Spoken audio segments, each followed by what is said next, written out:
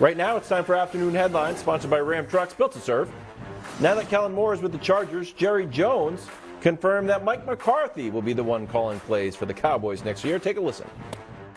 So you're more comfortable with Mike calling the plays? Well, I'm more comfortable I'm comfortable at this time because of how it's evolved. Right. I'm more comfortable than I would have been had he started calling the plays right when he came in as head coach. I've always viewed him, rather than as a walk-around coach, I viewed him as a coach that could coach the offensive side of the ball. Nick, do you expect this to work? No. No. Listen, it is noteworthy that the moment Mike McCarthy left Green Bay, Aaron Rodgers instantly resumed playing at an MVP level statistically.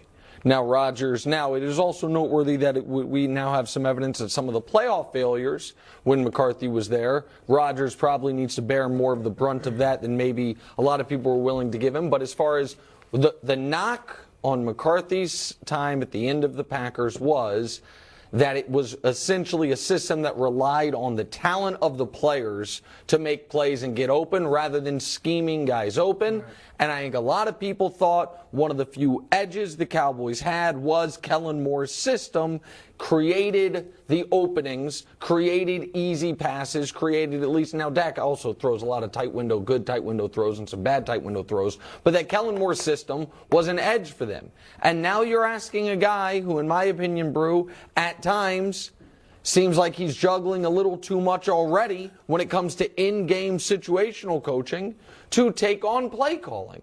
So I don't think it's a good idea. No, I don't think it will work. And no, I certainly, and this is the most important part, do not think this is an upgrade. You should only do this if you think, okay, we can hold on for dear life, if you think this will make us better than under Kellen Moore. And I do not think it will. Yeah, I tend to lean your way, not quite as negative. That's a surprise. No surprise there. But no, look, I think there's a feeling that the game offensively, the new strategy, that is kind of passed McCarthy by in terms of that. And he was, Rodgers obviously had these great years under McCarthy calling the plays early, right? And then McCarthy gave up the duties in like 2015 and then took them back. And that's when Rodgers had like the worst years of his career. And then LaFleur comes in and they skyrocket. But I'll give him a shot. I think it is dangerous, Coach, because the offense was great during the regular season. The problem is they couldn't duplicate that in the playoffs. So I don't know what McCarthy's going to do that's going to make them better. I don't know if the run game is going to be as strong. So are you going to be able to rely on that as much? So I think, like I said, I'm leaning toward Nick, but I'm not just totally, no, this is going to flat out fail. Yeah, so Kellen's system, they were fourth in points, they were first in points, so there's not a lot of room over the last 2 years, so there's not a lot of room to grow in terms of success from that perspective. And a lot of it's semantics or the way that you want to frame it. So now they're saying this is part of the evolution with Mike McCarthy calling the plays. It wouldn't have worked when he first got there. But then when Mike was in Green Bay and he gave up play calling duties, he said this is part of the evolution. It's time for. So however you want to spin it to justify the change that you made is how you spin it. And that's what's happening here.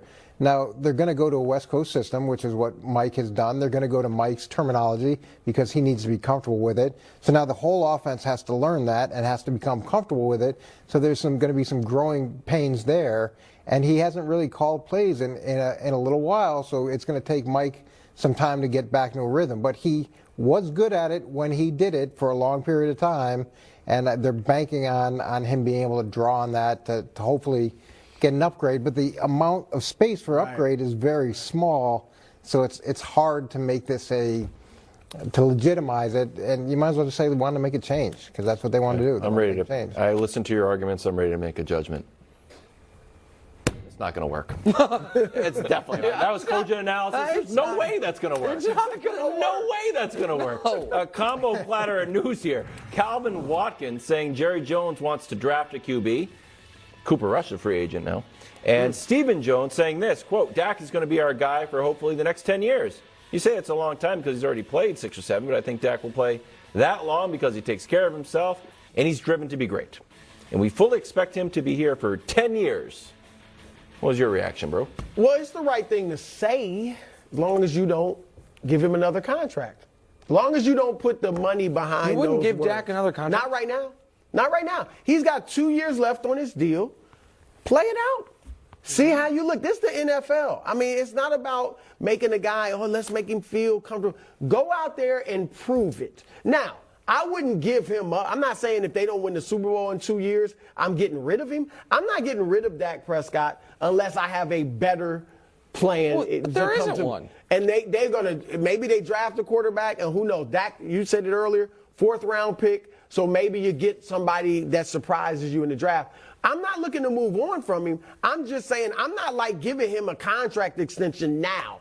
Well, I'm not. Tell you this much. I want to see what he does over the next year, maybe two, before I give him the money. Well, you can't wait 2 years. Well, Because then I'll remember, wait Dak's, one. they've already done the franchise tag thing. So, like, Dak's in the same Kirk Cousins boat now, where you already played that game with him once and lost, and now he gets to really hold your feet to the fire unless you extend him early. That's the risk they ran. That's a problem for them. Drew Brees actually was in that same beneficial position for a while. We don't have to get too cap nerdy on it. Just take my word for it.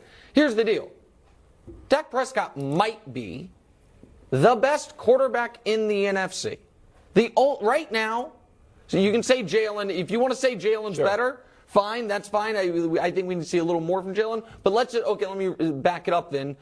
Dak Prescott, I think, pretty unequivocally, is one of the 2 best quarterbacks in the NFC. I mean, who are we saying is third? Stafford with a bad elbow having missed a year? Justin Fields one day? Not Kyler. Goff. Kirk Cousins. We're back to golf. So You know Geno. I do like Geno a lot. And that's my point.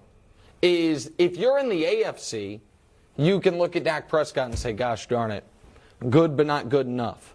In the NFC, you look at Dak Prescott and say, you might be the best quarterback in the whole conference. And so And if he's you got to have start that, proving it. but he's proven it more than Kyler, more than the other people. But it's not about being ranked the best or second best. It's about how far you get your team. And that's because the bar is low. You don't plan your next 10 years off of a low bar. You hope to improve. He's got one more Pro Bowl than Tyler Huntley. And he's played for 7 years. And look, there are a lot of good things about him, and he's done a lot of positive things, but to say that you're going to commit for the next 10 years to a guy is a pretty significant statement. But they did also say they're going to hope that Mike would be there for 25 years, whatever. So they're not just talking. opposed They're just running to off. I'm not saying give him the Mahomes contract. Don't give him the money. But I'd love to. I would extend him for 4 years, $40 million. This offseason? Sure. Oh no. No. Why? Because $40 million a year is a bargain now for quarterbacks, and because he might be the best quarterback he's not the problem with the Cowboys. He's $3 not. million per interception. He has been in a lot of the playoffs. Coming up.